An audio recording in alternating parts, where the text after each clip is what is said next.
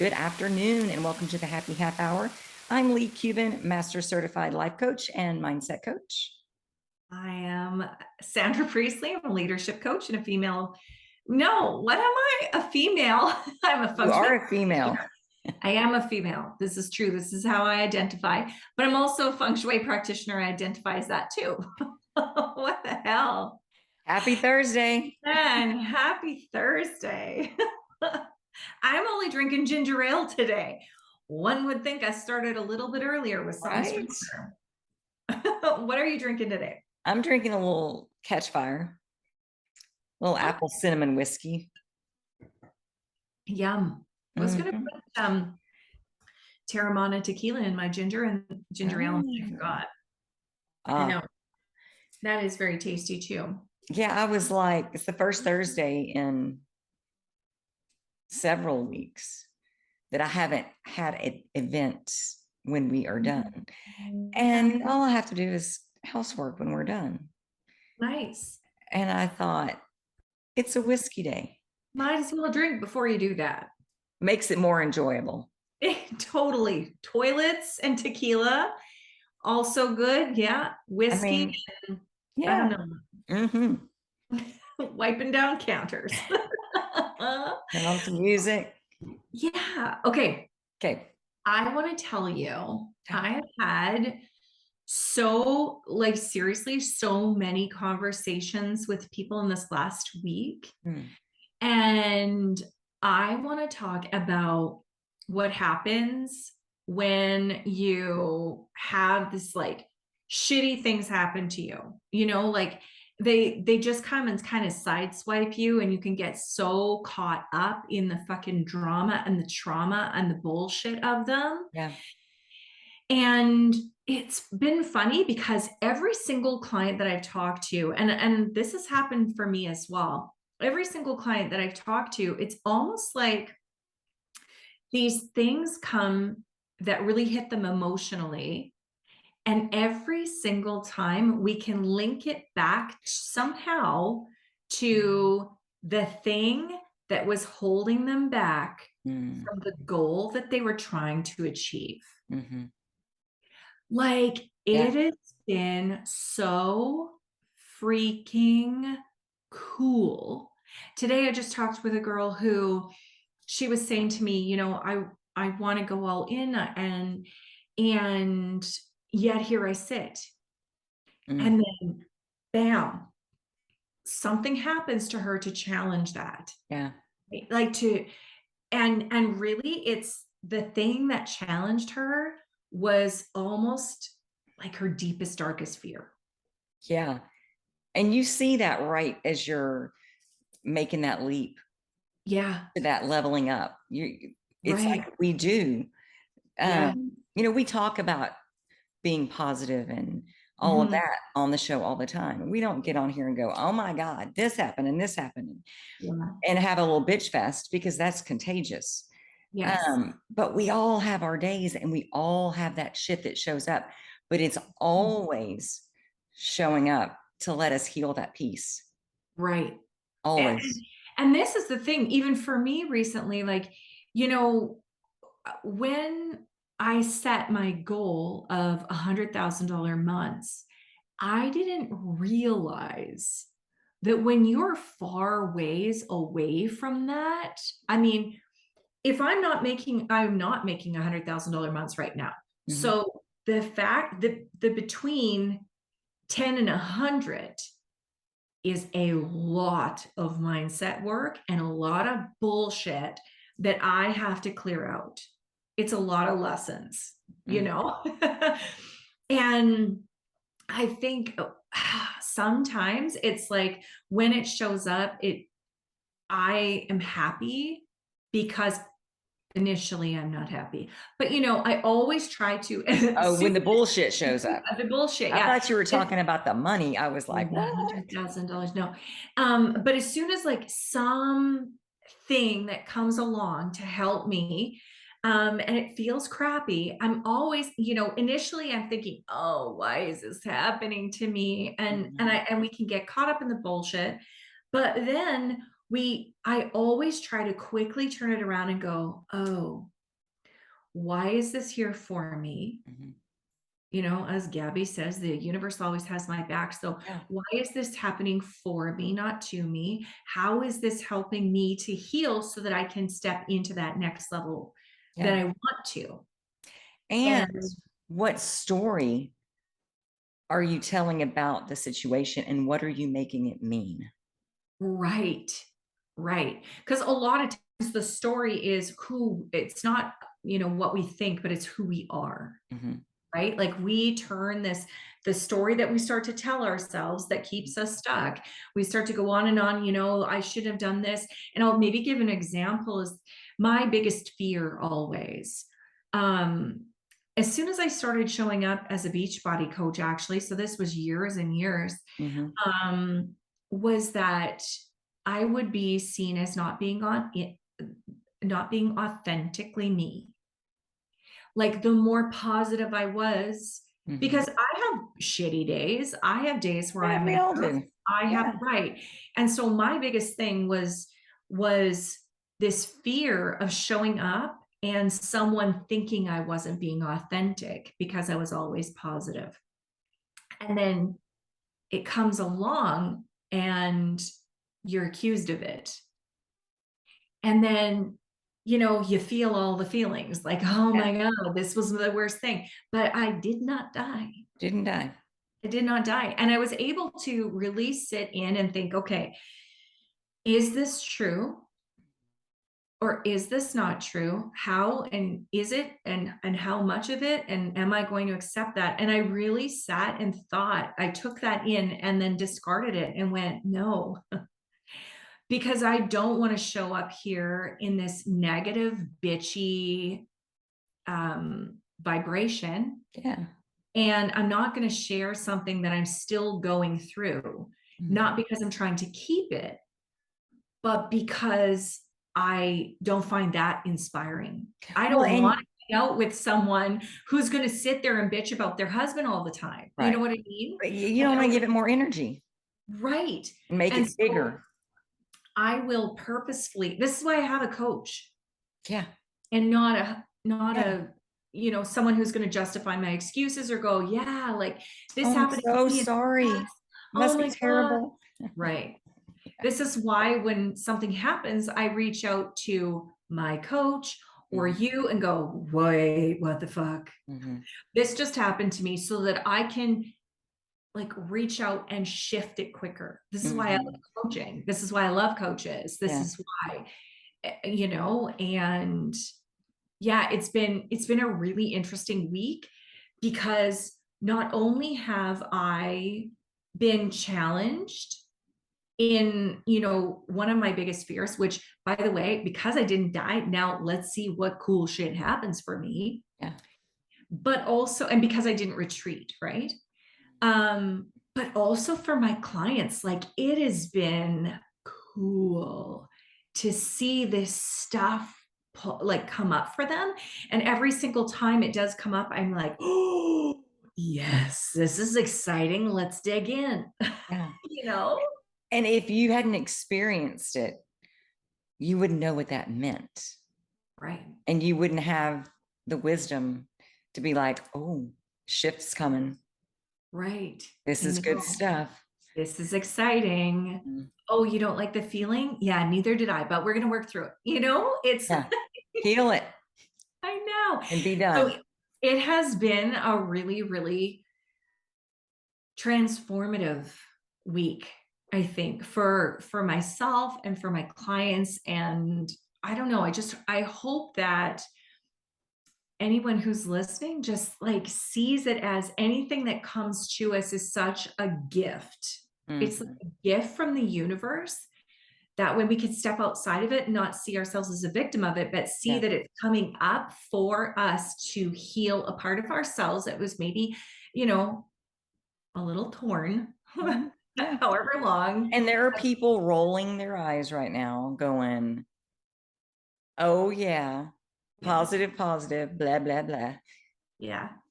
Um, you don't initially see it, or I don't immediately when I Mhm. get hit. with, Yeah. oh, this is amazing, up level. Right. Initially, it is what the fuck just happened? What the fuck was that? How unfair. This is bullshit. Why is this happening to me? Why is I this do happening kind of to have a me? minute of, Yep. and then it's like, you really want to go down that road? Right. You can, but you know where that road leads. Yeah. If nothing happens to you, it only happens for you, then that was good. Mm-hmm. So how are you going to heal this Yeah. and move forward? It's work. Yeah. People think it's positive thinking and this. It's not. It's work, because it's not like you go, oh yay, give me some more. Right. It is work. And Mm. and this is the thing, right? It's you can stay stuck where you are, Mhm. and you can totally keep telling yourself the bullshit stories. This isn't fair. And why is this happening to me? And this person is the problem. Oh And yeah. everything outside of me is the issue. And I am Mhm. the victim in this situation. Or you can go, this is a gift. Let me fucking find it. Yeah. That's one of the things that Sarah Blakely, CEO Spanx, Mhm. I don't know if she's still CEO. I think she sold the company anyway for Okay. a lot of money. But she has been famous for saying that one of the things that shifted for her was saying, where is the gift? Mhm. And it is so, so true that when anything happens and then you can say, where is the gift in this Yeah. situation? It just shifts you from this victim mentality Mm. into a feeling that's more empowered and I think more open-minded to look at your own stuff. Yeah. I think if we could see our life from an aerial view, from start to finish, as things that we consider to be traumatic, and they Mhm. very well may be, Yeah. um, we might understand the reason. Like that led to this, which, Yeah, and it shapes us.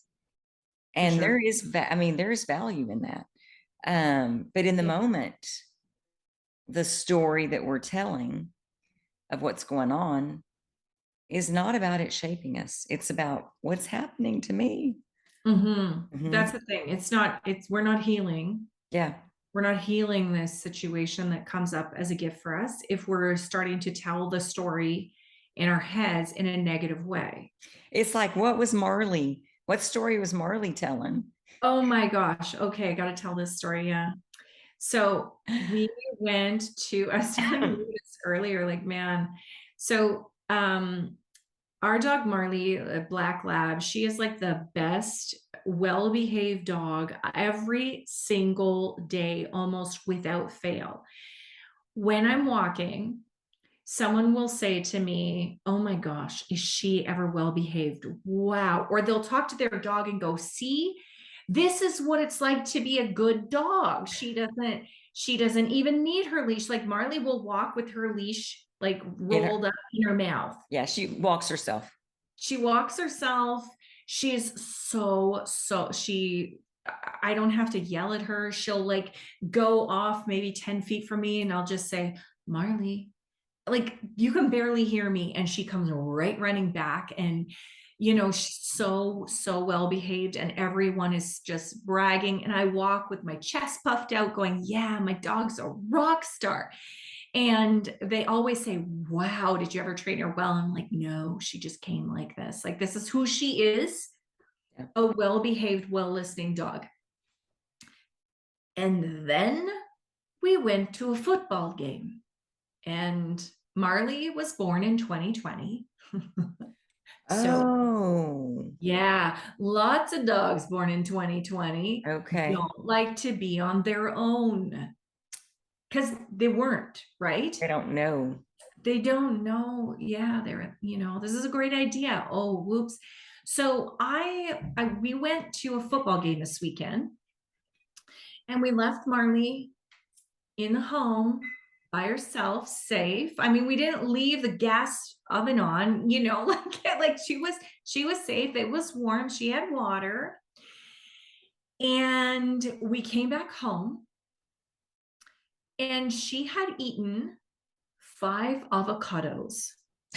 Like, dog is not supposed to eat avocados, but she ate 5 of them. I mean, man, where was the chocolate bars? She would have eaten that too. She ate 5 avocados, a loaf of gluten-free bread, a pizza box, like an empty pizza box. She pulled a glass jar that had peppermints in it. She pulled the glass jar down. I don't know how she didn't scratch it. She scratched the outside of the jar to try to get into the peppermint, like in at the peppermints. And she ate a half of a bag of Costco size pancake mix. Just the mix. Just the mix, like the powder. Okay. She chewed the top off so that she could get in. And I was wondering why her snout was all white, like a little gluey. And I think there was a little tiny Tims or Tiny Toms or something, tomatoes that I had pulled off. She ate those too. Not the perfectly behaved dog that everyone sees on the walk. Right. But it was because she like what the truth, the realness was she was perfectly safe in this house. And we were going to come home in 3 hours. Yeah. And we've never left her for days and days and days and days. I mean, we've only left her for a few hours at a time.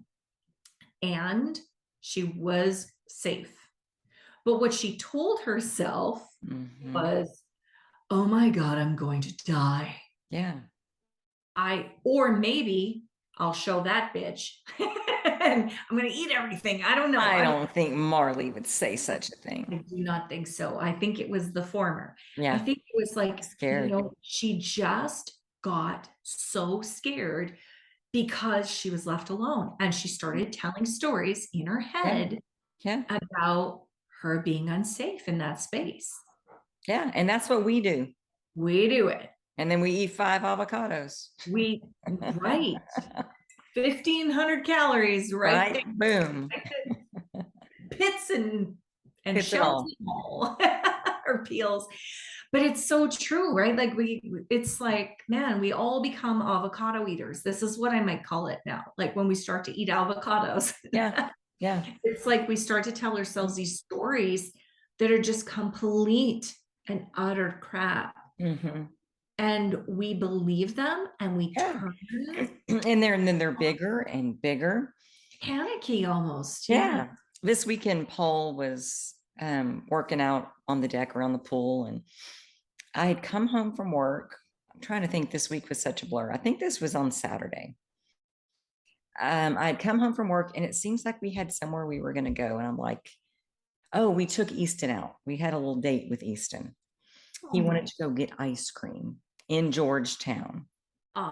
So, but I'm like, let me shut my eyes for like 15 minutes. And so I shut my eyes, and Easton like laid in my chair, and then Easton woke up. So I had him laying on top of me because he was still kind of asleep, and I wanted to shut my eyes.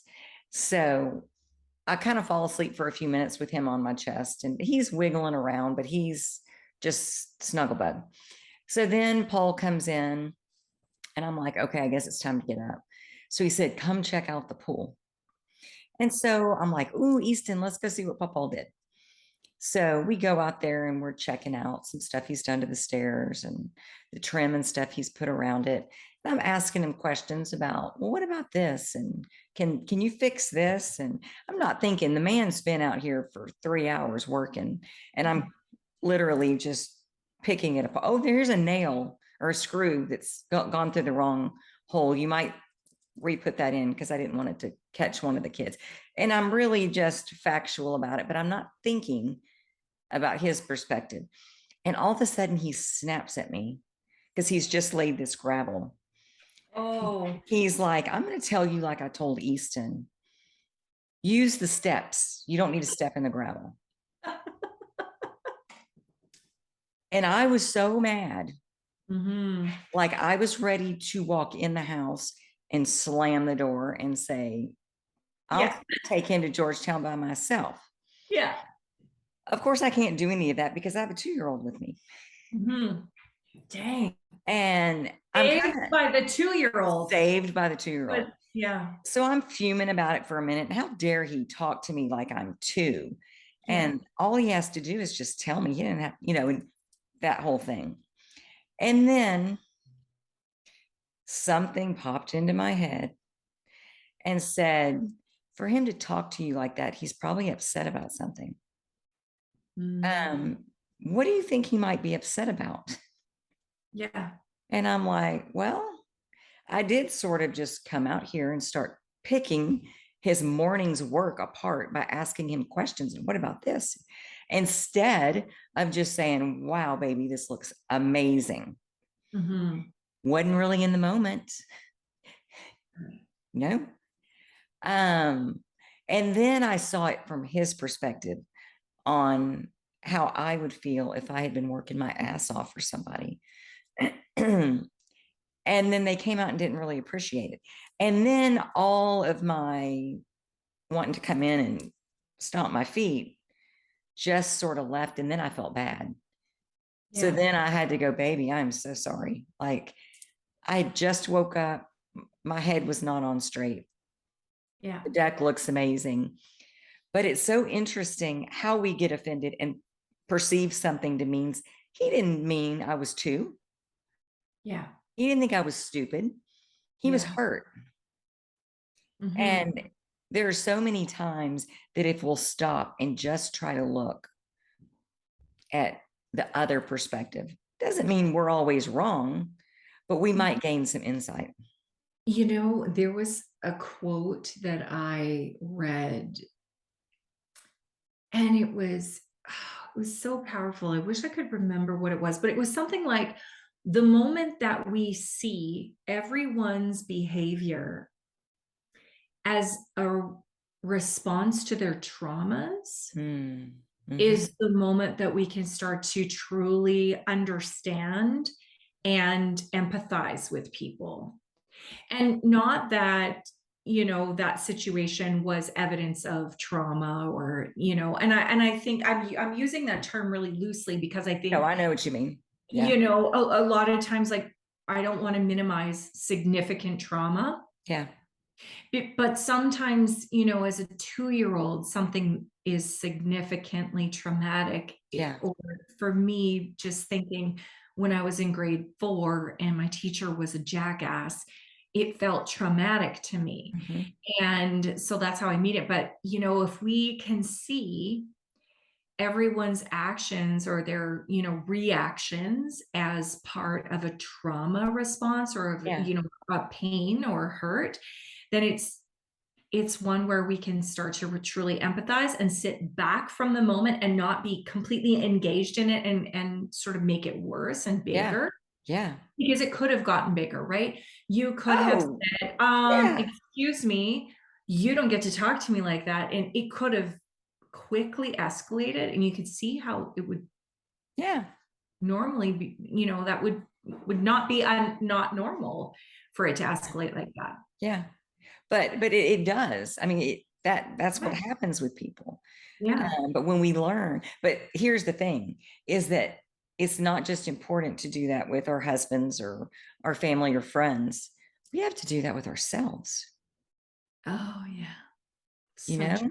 Because sometimes we are, I don't know about you, but so hard on ourselves. Yeah. And instead of understanding, well, honey, you were looking at it this way. You softly, like if I had mouthed off and said, no, no, no, we're not talking to me like that. And then it escalated. And then I realized kind of where he was coming from, and then beat myself up for, why did you have to respond that way? Why why couldn't you have just stopped and thought for a minute? Well, at that point, it does no good for that. You've got to pay attention for next time. Yeah. Do you know how many clients I've talked to who like continually ruminate over a mistake that they've made? Mm-hmm. Yeah. Right. And I mean, Yeah. probably I attract them because I used to be like this. Mm. Why did I do this? Why did I do this? I mean, Why? Yeah. oh my gosh. I was at a national conference one time and I asked a question. And this is probably a story for another day because I think we're out of time. But like, man, the way that I asked the question was not the way that I wanted it to come across. And Mm-hmm. so I think it left everyone thinking, what is she talking about? I went over and over and over that, over in my Yeah. head. Why did I even ask that question? I was in a room of 500 people. Why couldn't I just play small? Why couldn't I just sit back and say nothing? Why did I have to do that? Oh, they Mm-hmm. must have thought this and they must have thought that. No one cares today. Mm-mm. We And don't you know what remember the else? conference or remember me. It's none of your business what anyone else thinks anyway. Also true. I Also mean, true. Yeah. we get into this people pleasing mode, and no one ever sat me down as a child that I remember and said, okay, Leigh, your job is to make sure everyone around you is happy and pleased. And you are not allowed to rest until Mhm. you've danced on your head in enough ways to make everybody happy. I don't remember that conversation, Yeah. but that is certainly how I grew up feeling. And I think probably the majority of people try to please. Yeah. And it was just Yeah. exhausting. And then you can't please everybody. So then it becomes okay, what can I do? How can I be better? Who do I need to be to make them okay with me and them happy? Hmm. And you can't stand on your head in enough ways to make everybody happy. Yeah. And uh, that's what it was that I was going to tell you. So Oh, we're almost out of time, but I hope I have okay. time for this. Last week we were talking about me showing up, how I was okay, I'm at this task, I'm gonna get this going. So I'm not really here because I'm over here in the next hour, Yeah. wherever I'm going, planning Yeah. that. Focused. Yeah. And so it was on Friday afternoon. It was my last patient of the day, to which I leave work and I come home to my first coaching client of the day. And my patient was a little late, and I'm looking at the clock and I'm going, well, maybe she's going to stand me up. Sometimes she does that. And then she just walks in my office. She doesn't check in with the front desk. She just like walks in my office, which startles me Hmm. because I am not expecting someone to just dash in my. I didn't think I was in danger. It Yeah. was just out of my routine. Hmm. And I like them to check in with the front so they can tell me. And then if I need to clear anything up before I go get them, apparently I like my routine a little much. But anyway, so she comes in and I notice that I'm looking at the clock going, shit, I'm going to have to get out of here. And something was like, stop it. Be here in the moment. You have plenty of time. Listen to this woman, talk to this woman. Hmm. We had the best conversation. And we talked about things that I don't talk about with people. Hmm. Um, we talked about politics. We Wow. talked about religion, and it was her asking questions. And we, All of the taboo stuff. all the taboo stuff, and we are on different camps, in different camps. But I think Okay. we're both more in the middle. Yeah. We're not on the extreme end of the camp. We're more in Okay. the middle. Uh-huh. And so she just started asking me questions that initially made me go, we don't Yeah. talk about that kind of stuff. And Yeah. something just said, do you want to show up or not? Oh, cool. And we had the best, most authentic talk. Um, I can't even explain. Wow. And I felt like I was very, very vulnerable to her and open, like, this is who I am. And she didn't blink. She didn't Mm. go, oh my gosh. It was a Wow. mutual. Huh? How amazing is Mm. that? Yes. When you get to the moment where you are so authentically you and you open up and you say exactly what you think and who you Mhm. are, and it's for all intents and purposes like exposure, Oh, yeah.